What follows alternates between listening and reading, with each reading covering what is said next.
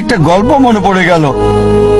একসময় একজন ফেরেশতা এসে এক লোককে বলল, আমি তোমার উপর খুশি, তুমি যা চাইবে আমি তোমাকে তাই দেব, তবে একটা শর্ত, যা তুমি চাইবে আমি তোমাকে সব দেব, তবে তোমার প্রতিবেশীকে দেব তার দ্বিগুণ। লোকটা বলল, একটা রোলেক্স ঘড়ি আমার চাই। ফেরেশতা তাকে রোলেক্স ঘড়ি দিয়ে দিল। প্রতিবেশী দুটো রোলেক্স ঘড়ি পেল। লোকটি বলল, একটা মার্সিডিজ গাড়ি আমার চাই।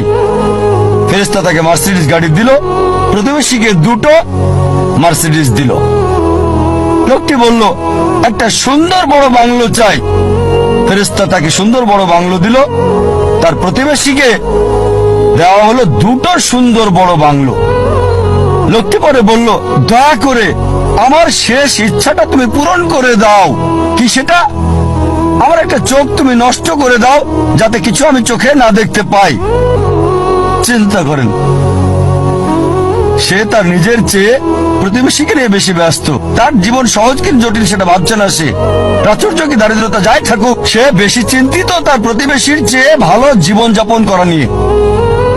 এ কারণেই সে ফেরেশতাকে বলল, আমার একটা চোখ নষ্ট করে দাও, যাতে প্রতিবেশীর দুটো চোখই নষ্ট হয়ে যায়। এভাবে আমরা প্রতিবেশী কেন্দ্রিক। নিজে সুখী কিনা ভাবছে না, দেখতে পারবে কিনা সেটা ব্যাপার না।